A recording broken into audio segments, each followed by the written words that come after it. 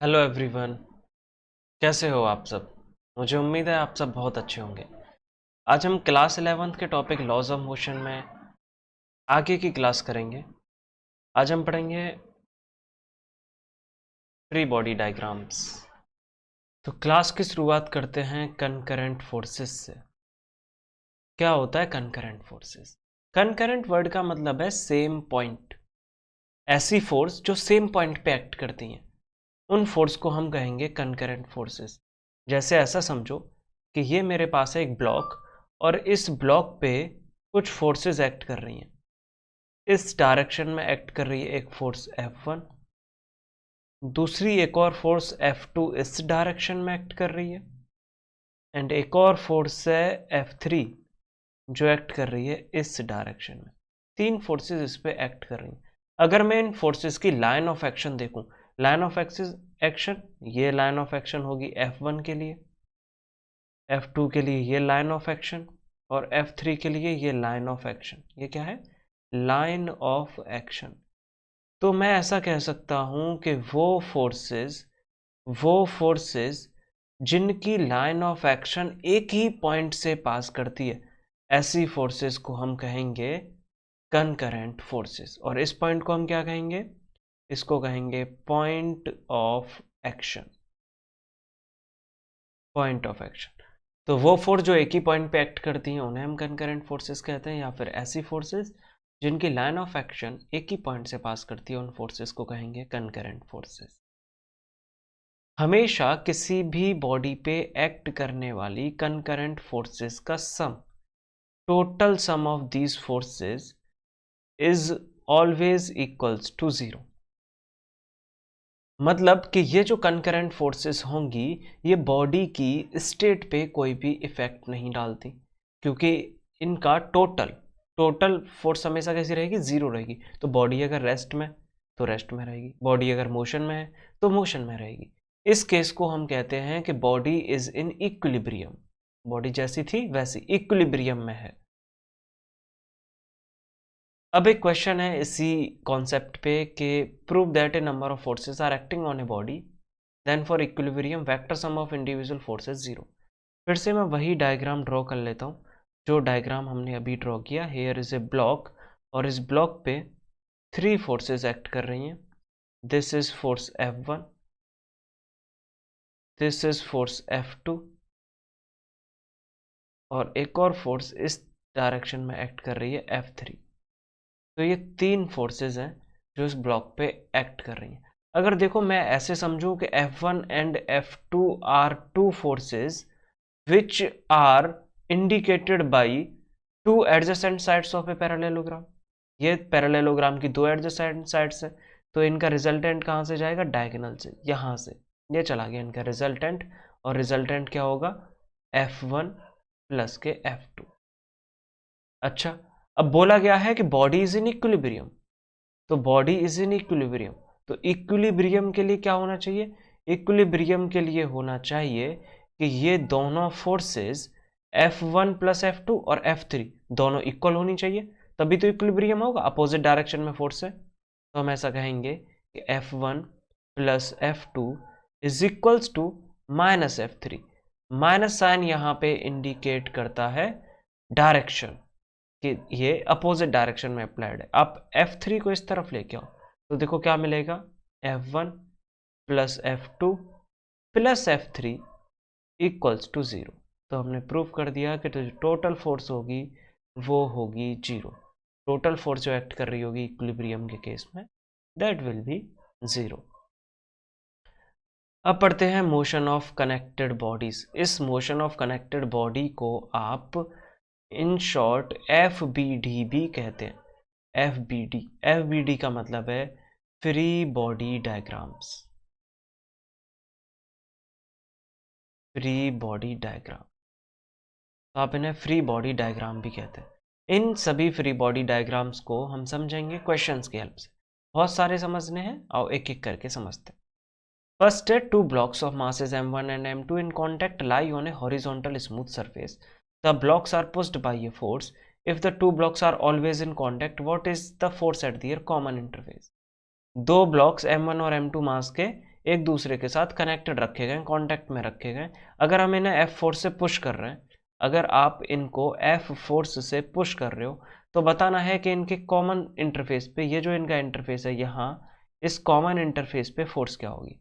देखो इस common interface पे जो फोर्स होगी वो फोर्स m2 पर एक्ट कर रही होगी। m1 जो m2 पे फोर्स लगा रहा है वही कॉमन इंटरफेस पे फोर्स होगी। एक बार देखते हैं इसकी कैलकुलेशन देखते हैं। अगर मैं यहाँ इस केस में नेट फोर्स कैलकुलेट करूँ, नेट फोर्स, तो देखो नेट फोर्स हमारे पास क्या होगी, दोनों पे एक्ट करने वाली फोर्स। फोर्स का फॉर्मूला क्या होता है, मास इनटू एक्सीलरेशन। तो नेट फोर्स क्या होगी, मास इनटू एक्सीलरेशन। यानी कि इस केस के लिए मैं लिख सकता हूँ F is equals to M, mass कितना, दोनों का, क्योंकि दोनों कांटेक्ट में हैं तो दोनों का मास m1 plus m2 multiply by acceleration. अगर m1 प्लस m2 को मैं लेकर के अगर लेफ्ट हैंड साइड में जाऊं तो एक्सीलरेशन इज इक्वल्स टू क्या मिलेगा, force divided by m1 plus m2, ये होगा एक्सीलरेशन। और एक बार अगर हम एक्सीलरेशन कैलकुलेट कर लें फ्री बॉडी डायग्राम्स में तो हमसे जो भी पूछा हो बहुत आसानी से बता सकते हैं। जैसे कि अब पूछा है फोर्स एट कॉमन इंटरफेस, मतलब फोर्स एट m2, मुझे यहाँ से क्या कैलकुलेट करना है, फोर्स ऑन m2, m2 पे कितनी फोर्स लग रही होगी, ऑब्जेक्ट ऑफ मास m2 पे कितनी फोर्स लग रही होगी। तो इसको मैं बोल देता हूँ f डैश, फोर्स का फॉर्मूला मास इनटू एक्सीलरेशन, तो m2 multiply by acceleration a। मतलब मैं ऐसा कह सकता हूँ कि this f dash is equals to m2 multiply by a की जगह पे क्या लिखें, f divided by m1 plus m2। अगर हमें वैल्यूज गिवन होती तो हम यहाँ से easily numerical value magnitude find कर पाते। एक और क्वेश्चन इससे रिलेटेड है, 3 blocks of mass 8 kg and 5 kg and 3 kg in contact lie on a horizontal plane. The blocks are pushed by a force of 20 Newton. If blocks are always in contact, find the force at the common interface. अब देखो ऐसा बोला गया है कि एक horizontal plane पे 3 मास लाई करते हैं। एक जो मास है वो है 8 kg का, ये मैंने एक ब्लॉक बना लिया, इसका मास कितना, 8 kg। एक और दूसरा मास है, कांटेक्ट में रखा गया सबको, तो एक और दूसरा मास ये मैंने यहाँ पे ड्रॉ कर लिया, इसका मास है 5 kg। एक और ब्लॉक, इसका मास है 3 kg। ये 3 ब्लॉक्स ड्रॉ किए। अब इन 3 ब्लॉक्स को पुश करते हैं, यहाँ से मान लो पुश कर रहे हैं by a force of 20 newton. तो बताना ये है कि इनके कॉमन इंटरफेस पे क्या फोर्स होगी, मतलब यहाँ कितनी फोर्स लग रही होगी, यहाँ कितनी फोर्स लग रही होगी, ये बताना। मैं इसको बोल देता हूँ this is object of mass m1 equals to 8 kg, m2 equals to 5 kg और ये है m3 बराबर 3 kg। तो सबसे पहले अगर मैं देखूं फॉर नेट फोर्स, अगर मैं यहाँ से कैलकुलेट करूं नेट फोर्स, तो देखो नेट फोर्स का फॉर्मूला है मास into acceleration. Force is always mass into acceleration, mass multiply by acceleration.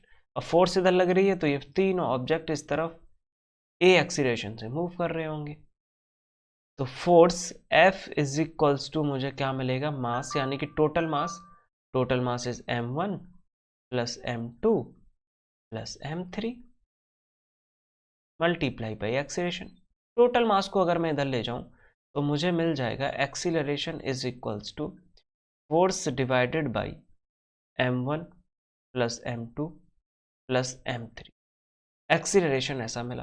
तो अब हमें कहाँ निकालनी है फोर्स, कॉमन इंटरफेस पे, यानी कि हमें निकालनी है फोर्स ऑन m2 ऑब्जेक्ट पे कितनी फोर्स लग रही होगी। ये वाला इंटरफेस हो गया जहाँ से m2 ऑब्जेक्ट पे फोर्स लग रही है, इसको बोल देता हूँ f dash. Then f dash will be equals to m2a। मुझे क्या चाहिए, m2 मास गिवन है 5 kg, एक्सीलरेशन और चाहिए। एक्सीलरेशन आप यहाँ पुट करके वैल्यूज फाइंड कर सकते हैं। देखो फोर्स की वैल्यू कितनी गिवन है 20 डिवाइडेड बाई m1 कितना 8 plus m2 5 plus m3 3 given है। जब आप डिवाइड करोगे ये आपके पास आ जाएगा 20/16 metre per second, 20/16 metre per second square acceleration. तो f dash is equals to आपको मिलेगा m2 मास कितना 5 मल्टीप्लाई बाई 20/16। जब आप कैलकुलेशन करोगे तो आपको मिलेगा 100/16 metre per second square, sorry 100/16 Newton. Force की यूनिट क्या होगी? न्यूटन। तो 100/16 न्यूटन हो जाएगी force at the common interface of M1 and M2। इसी तरीके से हम निकालेंगे फोर्स ऑन M3।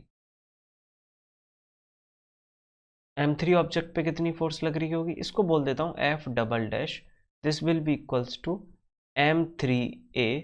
तो M3 मास कितना? 3 मल्टीप्लाई बाई एक्सीलरेशन कितना? Acceleration is 20/16। अब देखो आप मल्टीप्लाई करोगे तो आपको मिल जाएगा 60/16 न्यूटन। अब चाहो तो इस फ्रैक्शन को डेसिमल में भी कन्वर्ट करके लिख सकते। एक क्वेश्चन और देखते हैं। As shown in figure 3 blocks are connected together, lie on a frictionless plane and pulled to the right with a force of 50 newton. M1 is 5 kg, M2 is 10 kg, M3 is 15 kg. Find tension T1 and T2। तो देखो तीन object हैं, इन तीनों को frictionless plane पे connect कर दिया है किसी भी स्ट्रिंग से, रस्सी से बांध दिया, और इनको राइट साइड में पुल किया जाता है by a force of 50 newton. 50 newton की फोर्स से पुल करते हैं on the right side. Acceleration A से ये तीनों मूव कर रहे हो। अब देखो F 50 न्यूटन की फोर्स से 15 kg मास को खींच रहे हैं, तो इधर ये रस्सी कनेक्टेड है, एक रस्सी कनेक्टेड है, तो इसमें एक आ जाएगा टेंशन T1। टेंशन सिंपली हमारे पास एक फोर्स होती है, tension is a force in a string. किसी भी रस्सी में जो फोर्स होती है उसको टेंशन बोलते हैं। तो यहाँ पे T1 टेंशन अप्लाइड होगा। अब every action has an equal and opposite reaction, तो T1 की डायरेक्शन इस तरफ भी और इस तरफ भी, और इधर दूसरी रस्सी अटैच्ड है, तो इसमें आ जाएगा टेंशन T2। ये 10 kg मास और 5 kg मास के बीच अटैच्ड है। अब हमें ये tension T1 and T2 find करने। तो देखो ऐसे क्वेश्चन को करने के लिए आपको क्या करना है? आपको फाइंड करना है फोर्स। देखो कैसे करेंगे, पहले मैं कर लेता हूँ फॉर ऑब्जेक्ट। ये पूरा रेगुलर एक सिस्टमेटिक वे है, पहले ये तरीका समझिए कैसे करना है। For object of mass M1 मास के ऑब्जेक्ट के लिए देखते हैं। तो देखो M1 मास किसका है? M1 ये है 5 kg गिवन है, M2 है 10 kg और ये है M3 15 kg। अगर ऑब्जेक्ट ऑफ मास M1 के लिए मैं देखूं तो नेट फोर्स क्या होगी? नेट फोर्स, आप देखो नेट फोर्स कितनी एक्ट कर रही है? एक ही फोर्स एक्ट कर रही है इस पे, टेंशन T2 है स्ट्रिंग में जो इसको खींच रही है, तो नेट फोर्स इस पे कितनी एक्ट कर रही है? Tension T2। अच्छा, फोर्स किसके equal? Mass multiply by acceleration. तो मैं यहाँ पे क्या लिखूँ? मैं यहाँ पे लिखूँगा M1 multiply by acceleration A is equals to T2, इसको कह देते हैं इक्वेशन फर्स्ट। फिर देखते हैं for object of mass M2। For object of mass M2 जिसका मास 10 kg है, उस ऑब्जेक्ट के लिए इस पे नेट फोर्स कितनी एक्ट कर रही होगी? तो देखो आप देखोगे नेट फोर्स के लिए T1 फोर्स इस पे इस तरफ एक्ट कर रही है और T2 बैकवर्ड डायरेक्शन में। T1 की डायरेक्शन इधर, T2 की डायरेक्शन इधर, मतलब कि यहाँ पे जो नेट फोर्स है वो है T1 माइनस T2। अब देखो T1 माइनस T2 क्यों? क्योंकि T1 ज़्यादा किधर मूव कर रहा है? T1 की डायरेक्शन में इस तरफ मूव कर रहा है, तो T1 ज़्यादा है, T2 कम है। Net force is mass into acceleration, मतलब M2 multiply by A is equals to ये होगा T1 माइनस T2, इसको कह देते हैं इक्वेशन सेकेंड। फिर देखें for object of mass M3, तीसरा ऑब्जेक्ट जिसका मास है 15 kg, M3 मास, इस ऑब्जेक्ट के लिए अगर देखें नेट फोर्स क्या होगी? तो देखो इस पे एक फोर्स एक्ट कर रही है 15 न्यूटन की, जहां से पकड़ के खींचा है, और दूसरी टेंशन T1 अप्लाइड है इन अपोजिट डायरेक्शन, यानी कि नेट फोर्स होगी, इस पे एक्ट करने वाली नेट फोर्स होगी F माइनस के T1। अच्छा, अब देखिए नेट फोर्स यानी कि मास इनटू एक्सीलरेशन। मास कितना है इसका? M3, तो M3 multiply by A is equals to होगा F माइनस के T1। ये हो गई इक्वेशन थर्ड। अगर मैं इन तीनों इक्वेशंस को ऐड कर दूं, ऐड कर देते हैं, चलो add equation first, second and third. तीनों इक्वेशंस को अगर आप ऐड करो तो देखो आपको क्या मिलेगा, आपको मिलेगा m1a plus m2a plus m3a is equals to T2 plus T1 minus T2 plus के F माइनस T1। अब देखो T2 पॉजिटिव T2 नेगेटिव दोनों cancel, T1 positive T1 negative दोनों कैंसिल। यहाँ से अगर एक्सीलरेशन को कॉमन ले लिया जाए तो होगा m1 plus m2 plus m3 is equals to f। m1 plus m2 plus m3 को इधर ले जाते हैं तो acceleration is equals to force, applied force divided by m1 plus m2 plus m3, और देखो एक्सीलरेशन निकल आया। एक बार एक्सीलरेशन मिल जाए फिर हम इजीली कुछ भी टेंशन भी फाइंड कर सकते हैं। हम हर एक ऑब्जेक्ट पे लगने वाली अलग अलग फोर्स इजीली फाइंड कर सकते हैं, एक्सीलरेशन भी इजीली फाइंड कर सकते हैं। अब देखो ये एक्सीलरेशन का एक्सप्रेशन मिला, f is equals to m1 plus m2, sorry acceleration a is equals to f upon m1 plus m2 plus m3। हमें m1 m2 m3 तीनों पता है, हमें फोर्स भी पता है, यहाँ पुट करके हम एक्सीलरेशन फाइंड कर सकते हैं। तो अब एक बार एक्सीलरेशन फाइंड करते हैं। Acceleration is equals to force कितनी 50 डिवाइडेड बाई m1 मास कितना है 5 प्लस m2 मास कितना 10 प्लस m3 मास कितना 15। अब देखो कैलकुलेट करो तो ये आपके पास आएगा 50 अपॉन 30, 0 से 0 कैंसिल हो जाएगा, यानी कि 5 upon 3 metre per second square आ गया एक्सीलरेशन। और एक बार आपको एक्सीलरेशन मिल गया तो इस एक्सीलरेशन को आप किसी भी इक्वेशन में पुट करके T1 और T2 की वैल्यू फाइंड कर सकते हैं। जैसे मैं पुट कर देता हूँ इक्वेशन फर्स्ट में, फ्रॉम इक्वेशन फर्स्ट। तो इक्वेशन फर्स्ट से हमें क्या मिलेगा, इक्वेशन फर्स्ट क्या थी, इक्वेशन फर्स्ट है m1a is equals to T2। तो m1 कितना 5 मल्टीप्लाई बाई एक्सीलरेशन a कितना 5 upon 3 is equals to T2। तो टेंशन आपको टेंशन T2 कितना मिला 25 अपॉन 3 न्यूटन। एक टेंशन हम कैलकुलेट कर चुके हैं T2। अब ये T1 और कैलकुलेट करना है तो T1 के लिए आप कहाँ पुट कर दें, इक्वेशन सेकंड में पुट कर दीजिए। तो आपको मिलेगा फ्रॉम इक्वेशन सेकंड यानी कि m2a is equals to T1 minus T2। तो देखो m2 मास कितना 10 मल्टीप्लाई बाई एक्सीलरेशन कितना 5 अपॉन 3। T1 की वैल्यू फाइंड करनी है, T2 की वैल्यू कितनी है हमारे पास 25 अपॉन 3। ये कितना हो गया 50 अपॉन 3। 25 अपॉन 3 को इस तरफ लेके जाएंगे तो प्लस के 25 अपॉन 3 इक्वल्स टू T1। देखो कितना आया 75 अपॉन 3 न्यूटन आ गया टेंशन 1। 3 से 75 टाइम्स कैंसिल हो जाएगा, यानी कि tension T1 is equals to 25 newton. तो दोनों वैल्यूज हमने कैलकुलेट कर ली, टेंशन T1 25 न्यूटन और टेंशन T2 25/3 न्यूटन। यही क्वेश्चन में पूछा गया था। एक और क्वेश्चन देखते हैं। Two bodies of mass m1 equals to 8 kg and m2 is equals to 12 kg are hanging on a string over a fixed pulley. What is the tension in the pulley?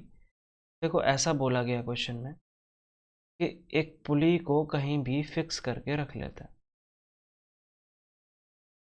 ये हमारे पास है एक पुली यहाँ लटकी हुई है और इस पुली के दोनों तरफ दो वेट्स को हैंग किया गया।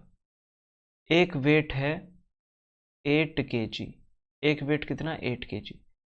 This is m1 equals to 8 kg और एक और वेट को हैंग किया गया और ये जो वेट है ये है 12 kg। ये वेट कितना m2 इक्वल्स टू 12 kg। तो देखो ये वेट ज़्यादा है, m2 ज़्यादा है, मतलब किस तरफ मूव कर रहा होगा, ये इस तरफ मूव करेगा, ये जाएगा नीचे और ये जाएगा ऊपर। m2 जाएगा नीचे, m1 जाएगा ऊपर, इस तरीके से मूव करेंगे।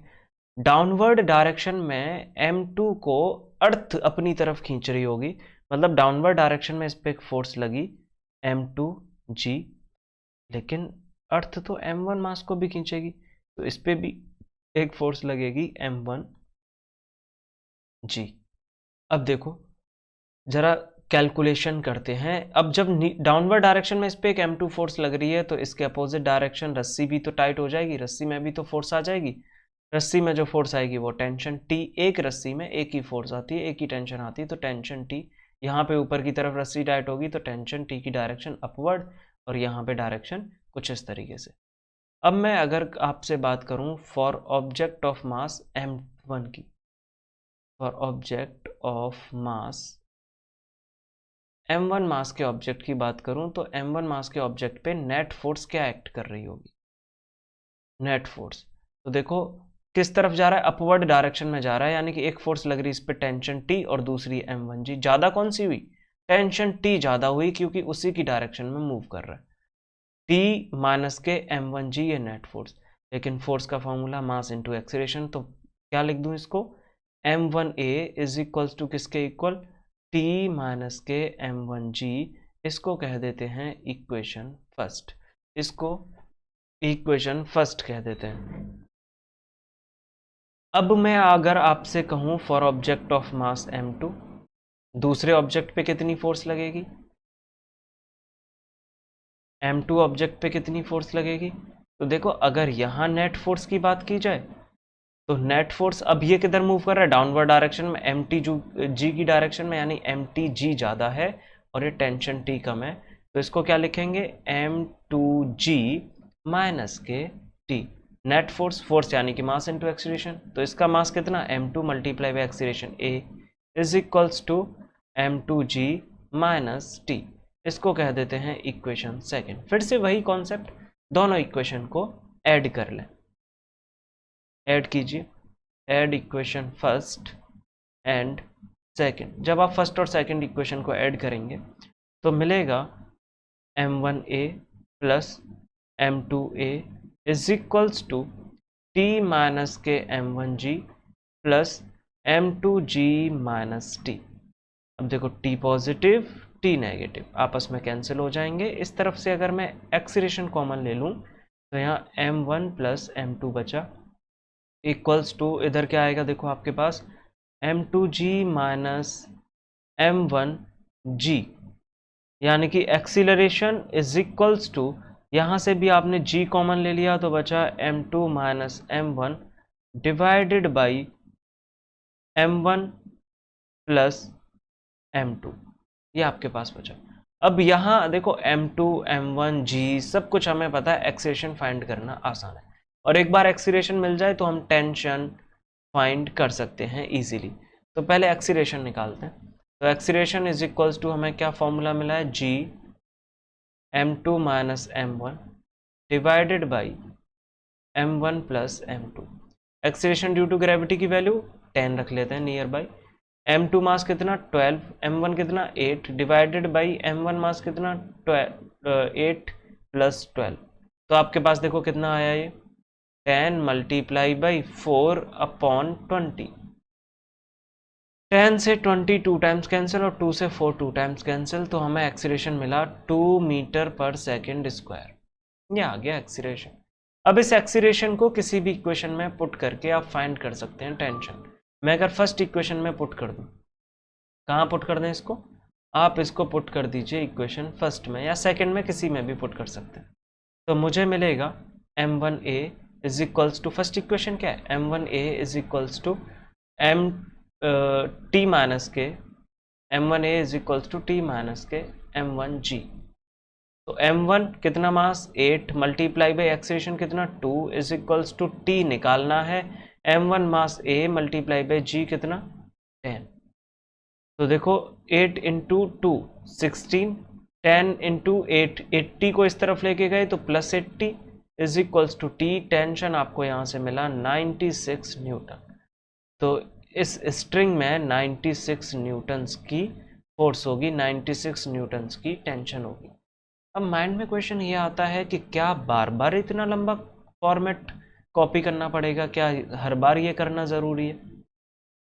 तो देखो आप ये इक्वेशंस डायरेक्टली भी बना सकते हैं। डायरेक्टली कैसे, वो मैं आपको यहाँ बता देता हूँ। जैसे आप इसको m1g ना लिख के आप इसको ऐसा लिखो, डाउनवर्ड डायरेक्शन में कितनी फोर्स होती तो m1g आई, लेकिन आप डायरेक्टली न्यूमेरिकल वैल्यू लिख लो। m1 कितना 8 मल्टीप्लाई बाई g, मतलब ये हो गई 80 न्यूटन, 80 न्यूटन। m2g कितनी हो जाएगी इसी तरीके से 120 न्यूटन। तो आप इसको ऐसा लिखेंगे कि ऑब्जेक्ट ऑफ मास m1 के लिए आप एक बार में ऐसा लिख दोगे कि t माइनस के 80 newton, t minus 80 is equals to m1 mass कितना है 8 मल्टीप्लाई बाई एक्सीलरेशन 80। आप ऐसे इक्वेशन लिख लोगे, t minus 80 is equals to 8a। इसको आप कह दोगे यहाँ इक्वेशन फर्स्ट, और इस तरफ के लिए आप इक्वेशन ऐसे लिख दोगे कि 120 माइनस के t इज इक्वल्स टू इसका मास है 12a। ये इक्वेशन सेकंड। दोनों को यहाँ से आप सॉल्व करके, जैसे दोनों को आप यहाँ पे डायरेक्टली ऐसे ही सम कर दीजिए, सम करोगे तो t से t कैंसिल हो जाएगा। 180 में से 120 में से 80 गया तो कितना बचा 40 इज इक्वल्स टू 8 प्लस 12 आ गया 20a। 20 से 40 2 टाइम्स कैंसिल, एक्सीलरेशन यही मिल गया 2 metre per second square. Easily, बहुत ही शॉर्ट ट्रिक से फाइंड हो गया। एकदम है वही चीज, लेकिन ये हमने लिख लिख के किया। अब जैसे ही एक्सीलरेशन मिल गया, एक्सीलरेशन आप यहाँ पे पुट कर दो फर्स्ट इक्वेशन में, तो ये आपके पास होगा t minus 80 is equals to 8 multiply by 2। इसको भी इस तरफ लेके जाओगे यहाँ से, तो t इज इक्वल्स टू आपको 96 न्यूटन। जरा से देखो छोटे से पार्ट में आ गए, एकदम कॉर्नर में आपने लिख दिया। इतना बड़ा हर बार लिखने की जरूरत नहीं है। ये एक सिस्टमेटिक वे है, प्रॉपर वे है जो मैंने आपको बताया, और ये एक बार आप समझ जाएं उसके बाद इजीली कर सकते हैं। एक क्वेश्चन और देखते हैं। क्वेश्चन है find the acceleration a of the system and the tension T1 and T2 in the string. Assume that the table and pulleys are frictionless and the string are massless. देखो ये diagram दिया है, इसमें वही tension और acceleration बताना। तो इसको अब हम बहुत सिंपल वर्ड्स में सॉल्व करेंगे, सारा सिस्टम फॉलो नहीं करेंगे, डायरेक्टली आंसर लिखेंगे। देखो डाउनवर्ड डायरेक्शन में इस पर एक फोर्स लग रही है। डाउनवर्ड डायरेक्शन में फोर्स जो लगती है वो mg, तो मास इसका 2 multiply by gravity 10, 20 Newton force downward direction. इस पे भी डाउनवर्ड डायरेक्शन में एक फोर्स लग रही है, इस फोर्स को हम बोल देंगे 40 न्यूटन। 4 multiply by 10 40 Newton. अब देखो ये जा रहा है नीचे, ये जा रहा है ऊपर, ये जा रहा है नीचे, ये जा रहा है ऊपर। तो एक और आपके माइंड में कॉन्सेप्ट आ रहा होगा कि यहाँ ये जो फोर्स है हमारे पास, इस पे भी डाउनवर्ड डायरेक्शन में एक फोर्स एक्ट कर रही होगी 8 kg पे। देखो जब कोई भी ऑब्जेक्ट अगर रखा होता है किसी भी ऑब्जेक्ट पे, तो हम ऐसा मान लेते हैं उसके लिए एक्सीलरेशन ड्यू टू ग्रेविटी 0, मतलब इस पे डाउनवर्ड डायरेक्शन में कोई भी फोर्स एक्ट नहीं कर रही है। तो देखो ये टेंशन T1 है, यहाँ पे भी टेंशन T1 होगा, और इधर टेंशन T2 है, तो यहाँ भी टेंशन T2 होगा। T1 और T2 आपको सिंपली फाइंड करना है। तो अगर मैं इस ऑब्जेक्ट के लिए एक इक्वेशन लिखूं, तो इस पे नेट फोर्स कितनी, देखो ऊपर जा रहा है यानी कि T1 ज्यादा है, मतलब क्या हो जाएगी इक्वेशन, नेट फोर्स कितनी T1 माइनस के 20 इज इक्वल्स टू फोर्स यानी कि मास इनटू एक्सीलरेशन। मास इसका है 2 मल्टीप्लाई बाई एक्सीलरेशन हो गया 2a। इसको कह देते हैं इक्वेशन फर्स्ट। इसके लिए इक्वेशन क्या हो जाएगी, देखो ये नीचे जा रहा है, नीचे जा रहा है यानी कि नेट फोर्स क्या होगी 40 माइनस के T2, 40 माइनस के T2 इज इक्वल्स टू हमारे पास इसके लिए डाउनवर्ड डायरेक्शन में सॉरी मास इनटू एक्सीलरेशन, मास है इसका 4, तो 4 मल्टीप्लाई बाई a, ये हो गई second equation.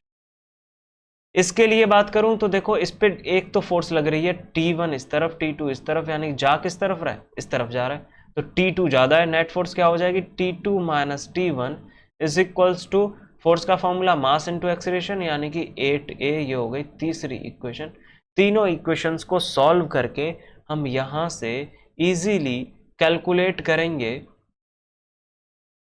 Values of tension. तो इन सबको देखो ऐड कर दो, ऐड करोगे T1 positive T1 negative cancel, T2 positive T2 negative cancel. आप ऐड करो 40 माइनस 20 कितना बचा 20 इक्वल्स टू इधर 2a 4a कितना हो गया 6a, 6a और 8a कितना हो गया 14a।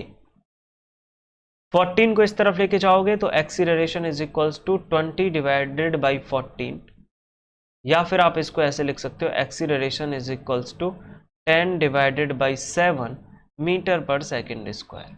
ये एक्सीलरेशन आ गया।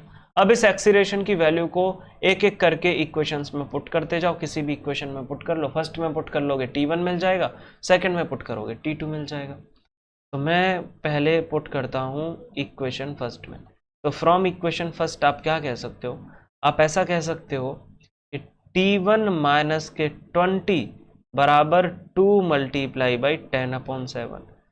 तो देखो T1 कितना हुआ, T1 is equals to 20/7 plus के 20, 20/7 प्लस के 20।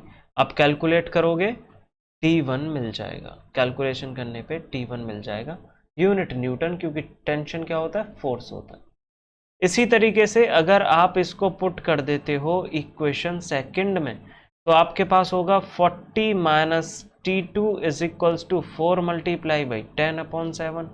तो T2 इज इक्वल्स टू आपके देखो T2 को इधर ले गए और इसको इधर ले आए, तो ये आपके पास होगा 40 प्लस के 40/7। आप इसको कैलकुलेट कर लोगे, यहां से आपको मिल जाएगा टेंशन T2। तो तीनों बातें मिल गई, एक्सीलरेशन आपने ये फाइंड कर ही दिया है, T1 और T2 भी आपने यहां से कैलकुलेट कर लिए। इस तरीके से ये क्वेश्चन जल्दी हो सकता है। और देखो एक और क्वेश्चन है, ये क्वेश्चन करते हैं। अब क्वेश्चन में बोला गया है कि एक मास है जिसका एक मास है 50 kg और दूसरा मास है 30 kg। दोनों को एक मासलेस स्ट्रिंग से, रस्सी से कनेक्ट किया जाता है और फ्रिक्शनलेस पुली के थ्रू इन्हें स्मूथ प्लेन्स पे रख दिया जाता है। जो स्मूथ प्लेन एक तो 30 डिग्री का एंगल बनाता है और दूसरा 60 डिग्री का एंगल बनाता है विद द हॉरिजॉन्टल। अब देखो 50 kg वाला मास किस एंगल पे रखा गया, 30 kg पे। तो ये जो मास है, ये मास है 50 kg और 60 डिग्री एंगल पे कितना मास, यहां मास रखा गया है 30 kg। हमें डिटरमाइन करना है एक्सीलरेशन। देखो मास कौन सा ज़्यादा है, 50 kg ज़्यादा है, मतलब ये इस तरफ मूव कर रहे होंगे, एक्सीलरेशन ए इस तरफ और ये मूव कर रहा होगा इस तरफ, तो ये इनके मोशन की डायरेक्शन हो जाएगी। अब हमें फाइंड करनी है टेंशन इन द स्ट्रिंग। एक ही रस्सी है, एक ही रस्सी में क्या होगा, फोर्स लगेगी, उसको हम कहेंगे टेंशन टी। एक रस्सी में एक फोर्स हमेशा, तो ये डाउनवर्ड डायरेक्शन में जा रहा है, इसके अपोजिट डायरेक्शन में यहाँ पे आ गई एक टेंशन टी और इधर यहाँ पे आ जाएगी एक टेंशन टी जो इसको अपवर्ड डायरेक्शन में खींच रही है। तो देखो अब इस ऑब्जेक्ट की मैं बात करूं तो 50 kg का ऑब्जेक्ट है, डाउनवर्ड डायरेक्शन में, इस पे एक ग्रेविटेशनल फोर्स ऑफ अर्थ तो लगेगी ही, जो फोर्स क्या हो जाएगी हमारे पास 50 मल्टीप्लाई बाई 10 यानी कि 500 न्यूटन डाउनवर्ड डायरेक्शन। या फिर सिंपली पूरा सिस्टमेटिक वे में सॉल्व करते हैं हम इसको। मैं इस फोर्स को बोल देता हूं, m1g। इस ऑब्जेक्ट का मास m1, तो m1g। अब देखो इस तरफ इस पे यहां, अब ये फोर्स कैसी है, देखो अगर इस बॉक्स को देखा जाए, इस ब्लॉक को देखा जाए, तो ये कोई एंगल बना रही है, तो इसको हमें रिजॉल्व करना पड़ेगा। एक तो आपके पास ऐसे और दूसरा आपको रिजॉल्व करना पड़ेगा इस तरीके से। अब ये जो एंगल बनेगा ना, ये वाला एंगल, ये एंगल होगा 30 डिग्री। क्यों 30 डिग्री है, आप इजीली देख सकते हो, यहाँ से समझ आ जाएगा। क्लास 9th में लाइन्स एंड एंगल्स आपने पढ़ा होगा। अगर आपको फिर भी इसको कोई डाउट है समझने में 30 डिग्री एंगल कैसे हुआ, तो आप एक बार कमेंट कीजिएगा, मैं ज़रूर बताऊंगा। तो जिधर एंगल रिजॉल्व करोगे, ये वाला हमारे पास होगा m1g cos 30, इधर होगा m1g sin 30। इसी तरीके से इस पे भी डाउनवर्ड डायरेक्शन में एक फोर्स एक्ट करेगी, इसको कह देते हैं m2g। तो इसको भी आपको रिजॉल्व करना पड़ेगा दो कंपोनेंट्स में। देखो दो कंपोनेंट्स में, अब ये वाला जो एंगल होगा, ये एंगल हो जाएगा 60 डिग्री अगेन। ये एंगल 60 डिग्री है, तो इस फोर्स को आप कहोगे m2g cos 60 और ये आपके पास हो जाएगी m1g sin 60। देखो कैलकुलेशन के लिए m1g cos 60 और m2g cos 60 की ज़रूरत ही नहीं है, हमें तो सिर्फ इस फोर्स से मतलब है जिधर ये मोशन कर रहा है। तो मैं आपसे अगर बात करूं for object of mass m1, for object of mass m1 मास के ऑब्जेक्ट की, m1 मास का ऑब्जेक्ट है ये, इसका मास m1 है, इसका मास m2 है। तो देखो नेट फोर्स क्या होगी, किधर मूव कर रहा है, इस डायरेक्शन में मूव कर रहा है, इस डायरेक्शन में कौन सी फोर्स लग रही है, m1g sin 30, ये फोर्स ज़्यादा, टेंशन कम, यानी कि नेट फोर्स क्या होगी, नेट फोर्स होगी m1g साइन 30 माइनस के टी, ये net force is equals to mass multiply by acceleration यानी कि m1a, इक्वेशन फर्स्ट। और यहां से कैलकुलेशन करें for object of mass m2, तो m2 मास के ऑब्जेक्ट के लिए इक्वेशन बनेगी, देखो नेट फोर्स क्या होगी, अपवर्ड डायरेक्शन में टेंशन T, अपवर्ड डायरेक्शन में मूव कर रहा है तो T माइनस के आपके पास होगा m2g sine 60 is equals to mass into acceleration m2a, second equation. अगर आप इन दोनों इक्वेशंस को यहां से ऐड करें तो negative t positive t cancel, क्या आएगा आपके पास, आपके पास आएगा m1g साइन 30 माइनस के m2g sine 60 is equals to m1a plus के m2a, ऐसा आएगा आपके पास। अब देखो m1 m2 g सब कुछ पता है, जो पता है वो पुट कर दो, तो m1 मास कितना 50 multiply by acceleration due to gravity कितना 10, साइन 30 की वैल्यू 1/2 माइनस के m2 कितना होगा 30 गिवन है, into acceleration due to gravity 10 और साइन 60 की value √3/2 is equals to m1 50a plus m2 30a, ऐसा हो जाएगा। देखो 2 से 10 5 टाइम्स कैंसिल, ये आपके पास आया 250 माइनस के यहाँ भी 2 से 10 5 times cancel, 150√3 is equals to, इधर आपने ऐड कर लिया 80a, तो acceleration a is equals to आपके पास होगा 250 माइनस के 150√3 डिवाइडेड बाई 80। और एक बार जैसे ही एक्सीलरेशन निकल आए, आप एक्सीलरेशन को इक्वेशंस में पुट करके आसानी से टेंशन फाइंड कर सकते हैं। तो ये जो एक्सीलरेशन है इसको यहाँ इक्वेशन फर्स्ट में पुट कीजिए और आसानी से फाइंड कीजिए एक्सीलरेशन। चलो ये मैं करके दिखा देता हूँ, टेंशन मैं फाइंड कर देता हूँ। तो मैं ले लेता हूँ इक्वेशन फर्स्ट, तो from equation first what we get m1g sin 30 is equals to m1g minus के t is equals to m1a। देखो पुट करते हैं सारी बातें, m1 mass is 50, acceleration due to gravity is 10 and sine 30 1/2 minus के t calculate करना है is equals to m1 यानी कि 50 मल्टीप्लाई बाई एक्सीलरेशन कितना आया 250 माइनस के 150√3 डिवाइडेड बाई 80। करते हैं कैलकुलेशन, देखो फिर से 2 से 10 5 बार कैंसिल, ये फिर से हमारे पास कितना आ गया 250 minus T is equals to, यहाँ ये 0 से 0 कैंसिल हो जाएगा, अंदर मल्टीप्लाई कर दो, तो मल्टीप्लाई करोगे ये आपके पास आएगा 1250 माइनस 750√3 डिवाइडेड बाई 8। अब कैलकुलेट करने के लिए देखो आपको क्या करना है, टी को इधर ले जाओ, इसको इधर ले जाते हैं, तो आपके पास होगा T is equals to 250 minus 1250 minus 750√3 upon 8।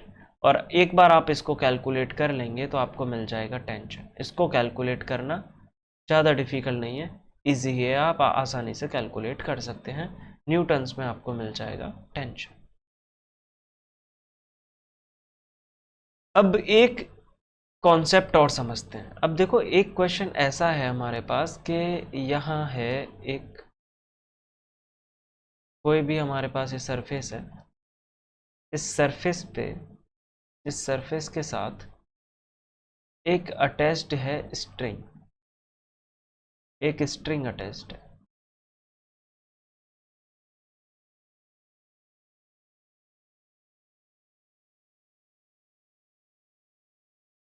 यहाँ है ये एक पुली और ये पुली भी अटैच्ड है इससे, ये स्ट्रिंग इससे इधर बंधी हुई है और यहाँ इस पे है एक और पुली, एक और पुली है ये, और इस पुली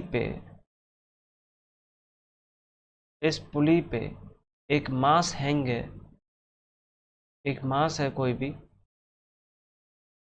2 kg मास लटका हुआ है और इस पे 5 kg मास। अब देखो 5 kg ज़्यादा है, ये डाउनवर्ड डायरेक्शन में, ये नीचे मूव करेगा इधर और ये मूव करेगा ऊपर। बताना ये है कि टेंशन क्या होगी स्ट्रिंग में। तो देखो इस पे डाउनवर्ड डायरेक्शन में एक फोर्स लग गई। फोर्स कितनी लग गई? 50 न्यूटन फोर्स लग गई। 5 × 10 50 न्यूटन। अपवर्ड डायरेक्शन में एक टेंशन टी, तो यहाँ भी एक टेंशन टी और इस तरफ भी, यहाँ भी एक टेंशन टी होगी। अब देखो जब ये पुली ऊपर मूव करेगी, मान लो ये पुली यहाँ आ जाए, तो इस तरफ से इसने x डिस्टेंस मूव किया और इस तरफ से भी इसने x डिस्टेंस मतलब मूव किया, तो कितना टोटल डिस्टेंस मूव किया? 2x।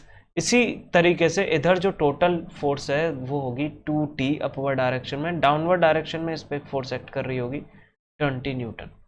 तो अगर मैं इस ऑब्जेक्ट के लिए बात करूं तो नेट फोर्स क्या हो जाएगी इस ऑब्जेक्ट पे? देखो डाउनवर्ड डायरेक्शन में फोर्स जा रही है, ये होगी 50 माइनस के t is equals to 5a mass into acceleration.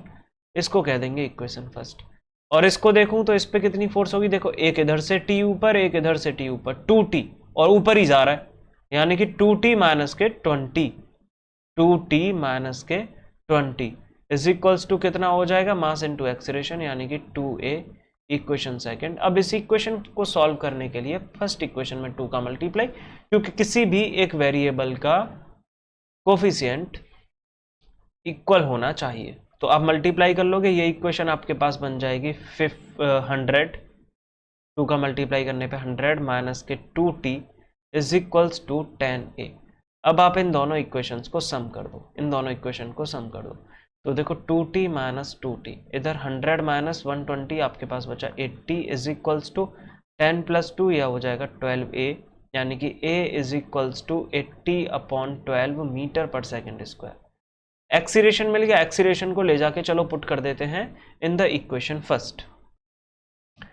First equation में पुट करते हैं, तो फर्स्ट इक्वेशन में पुट करने पे क्या होगा? 50 माइनस के t is equals to 5 multiply by 80/12 acceleration. अब t को इस तरफ लेके जाओ, आप t को ले जा रहे हो आप इस तरफ, पॉजिटिव हो जाएगा, और इसको ले जाओ इस तरफ, नेगेटिव हो जाएगा। तो आपके पास आया t is equals to 50 minus के 400/12। तो आप इसको आसानी से सॉल्व कर पाएंगे। t is equals to 600 minus के 400/12, यानी कि आपके पास होगा tension t is equals to 200/12 newton, 200/12 newton. आप इसको 50/3 न्यूटन भी कह सकते हैं।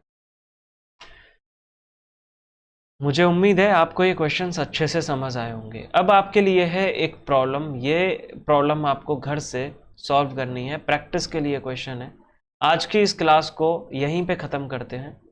एंजॉय करते रहिए, खेलते रहिए, हंसते रहिए और घर पे अच्छे से पढ़ाई करते रहिए।